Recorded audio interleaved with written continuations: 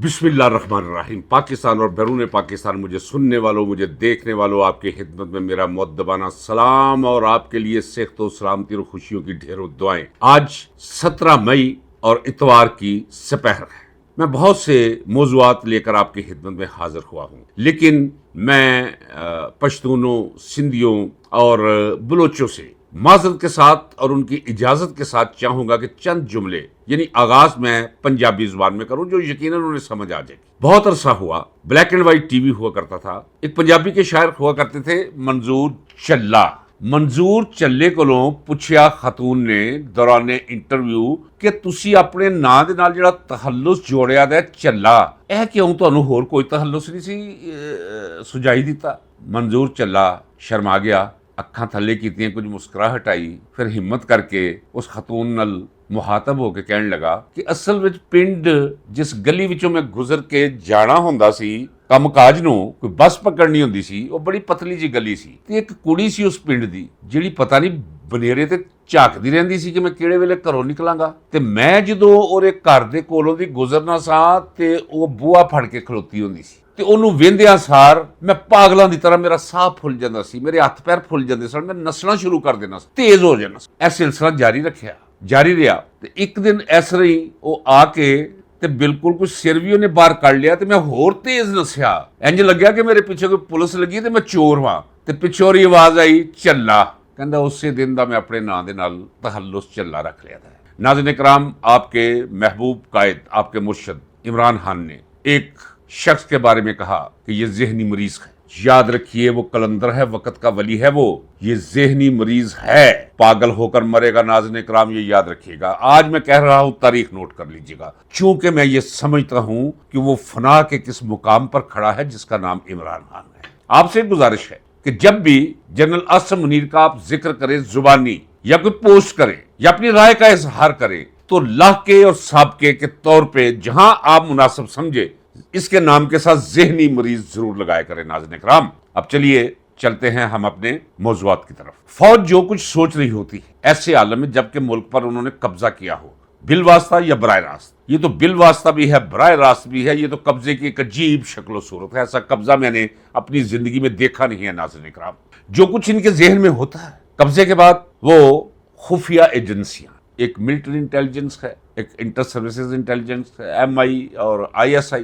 अब MI और ISI ने बंदे पाल रखे होते हैं, बिलखुसूस रिटायर्ड बैरिकेड्स और बिलअमूम सो कॉल्ड सहाफी। इनके जरिए फिर ये जो चाहते हैं वो फैलाते हैं, वक्त से पहले ही चीजें सामने आना शुरू हो जाती हैं। एक साबक ब्यूरोक्रेट जिसका बहुत ज्यादा उठना बैठना है फौज के साथ, और वो समझ लीजिए कि फौज के मुंह का बाजा है, कुंवर दिलशाद उसका नाम है, उसने जो कहा है वो काबिल तवज्जा है। अगर मैं कह रहा हूं काबिल तवज्जा है तो नाज़रीन इकराम वो वाक़ियतन काबिल तवज्जा है।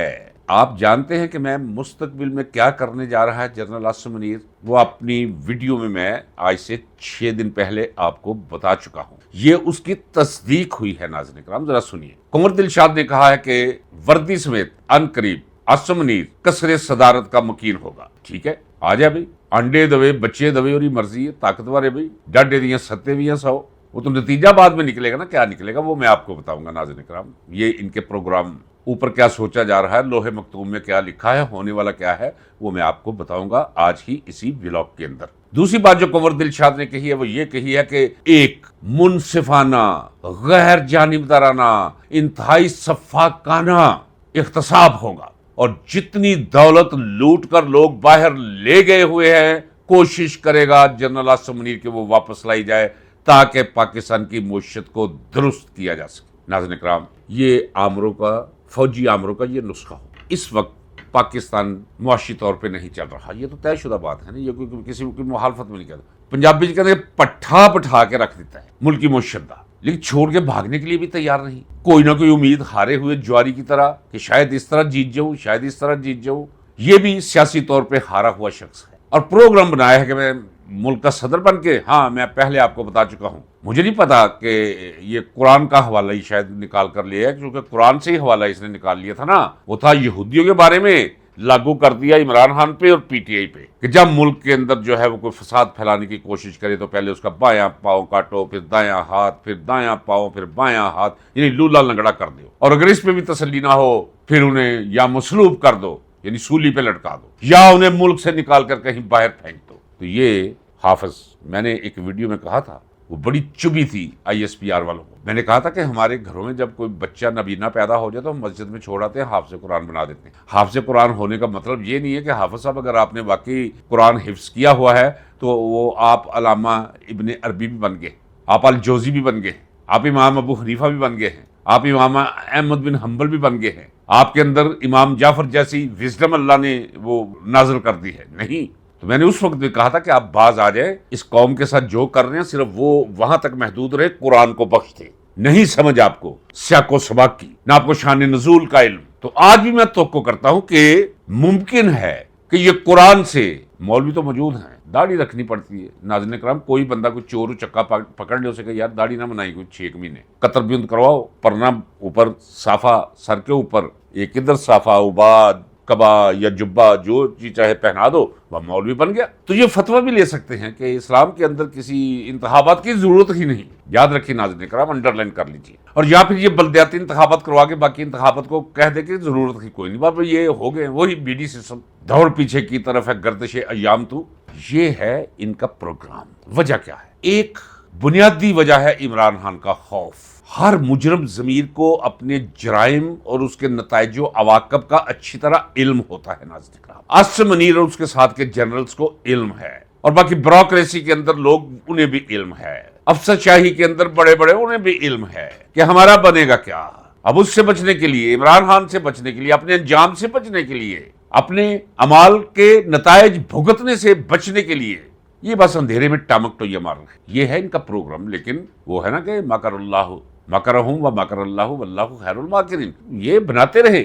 उधर क्या चल रहा है वो तो वाज़ेह नजर आ रहा है। इनकी वो सारी की सारी कहानी जो है वो बस खत्म शुद्ध की मोहर लगने को है। नाज़रीन कराम, मैं आपको ये भी बता चुका हूँ कि एब्डो और प्रोडा किस्म के कवानीन भी ले आए कि फलां फलां फलां फलां फलां फलां लोग जो है सियासत में हिस्सा नहीं ले सकते, इनका एहतसाब होगा, जेलें भरी जाएंगी। लोग सारे इमरान खान तो नहीं है, लोग तौबा ताइब हो जाएंगे।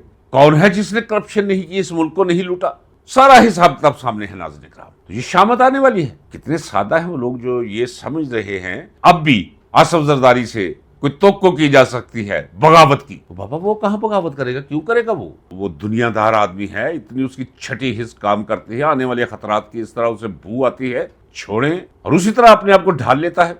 कोई रेजिस्ट नहीं करेगा। वो 18वीं आईनी तरमीम छोड़ के बाकी इसका सर भी मूंड दे, ये नीचे कर देगा, मुंडवा लेगा। करप्शन के बाजार खुले हैं इनके। नाज़रीन कराम, 4-4, 5-5, 6-6 किलो की इनकी फाइलें हैं भरी हुई वाजे। इस मुल्क से जो लूट मार करके इन्होंने बाहर जायदादें खरीद रखी हैं, जो अकाउंट्स खोल रखे हैं। कुंवर दिलशाद को कह दिया ना जरा बोल भाई, वो कहता है कहना किसी नू सुनाना किसी और नू। वो सुनाया गया है ये जरदारी टाइप और बाकी जहां जहां उन्होंने मैसेज देना था कि भाई ये इरादे हैं हमारे, पीस के रख देंगे, सुरमा कर देंगे हम, नाले चोर थे नाले चतर, सो खातर जमा रखिए।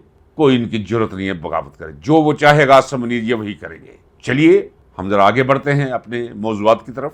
नाज़रीन कराम, ईरान की विजडम को और सियासत को जरा सलाम पेश कीजिए। देखिए, उसने एक टारगेट रखा हुआ था, कुछ भी हो जाए, ट्रंप के चीन के दौरे से पहले किसी समझौते का हमने नाम नहीं लेना, ताकि वहां एक हारे हुए, नाकाम और नामराद शख्स की हैसियत से जाकर बैठे शी जिनपिंग के सामने, चीनी सदर के सामने बैठा है ना। मैं आज कुछ 4-5 घंटे लगा रहा, क्योंकि टाइमिंग का फर्क है अमेरिका और जहां मैं हूं, तो मैं प्रिंट मीडिया को खंगालता रहा। जरा आप भी देखिए, प्रिंट मीडिया पे इनके थिंक टैंक्स, मुसद्दका, मुसलमा और कालम नगार, बेहतरीन कालम नगार, वो क्या लिख रहे हैं? वो लिख रहे हैं, उन्होंने कहा कि ये एक हकीकत है, बदी ही हकीकत है, जिसे हमें तस्लीम किए बगैर कोई चारा नहीं, कि एक तो वैसे ही अमेरिका सुप्रीमेसी से खिसकता चला जा रहा है और बड़ी मजबूती के साथ आगे बढ़ रहा है चाइना, और ये रहती सहती कसर जो है ये डोनाल्ड ट्रंप की जात ने, बख्शिय सदर,